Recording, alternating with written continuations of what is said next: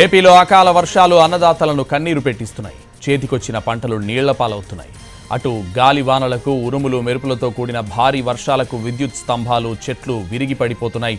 కేరళ పరిసరాల్లోని ఆవర్తనం ప్రభావంతో రాష్ట్రంలో అక్కడక్కడ భారీ వర్షాలు కురుస్తున్నాయి. శ్రీకాకుళం, విజయనగరం, విశాఖపట్నం, అల్లూరి, అనకాపల్లి, కాకినాడ జిల్లాల్లో మోస్తరు నుంచి భారీ వానలు పడుతున్నాయి. మిగతా జిల్లాల్లోనూ అక్కడక్కడ తేలికపాటి వర్షాలు పడుతున్నాయి. భారీ వర్షాల నేపథ్యంలో ప్రజలు అప్రమత్తంగా ఉండాలని ఏపీ విపత్తుల నిర్వహణ సంస్థ హెచ్చరిస్తోంది.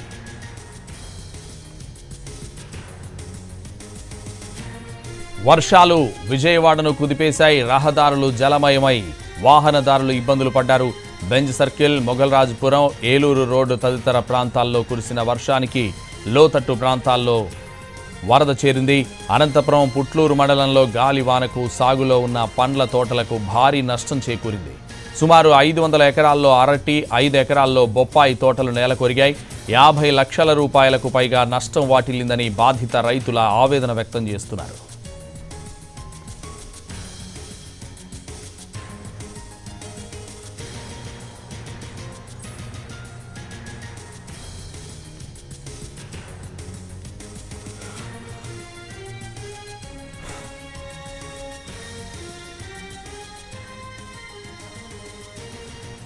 విడపనకల్లు మండలంలో కురిసిన భారీ వర్షానికి వాగులు, వంకలు పొంగి పొర్లుతున్నాయి.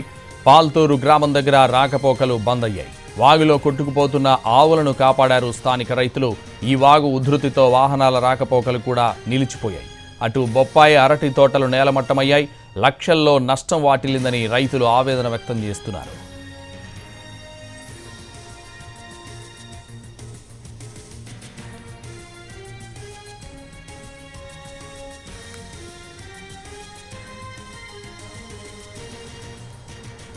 ఈదురుగాలులతో కూడిన వర్షంతో సిరిసిల్ల జిల్లా ప్రధాన రోడ్లపై చెట్లు విరిగిపడ్డాయి.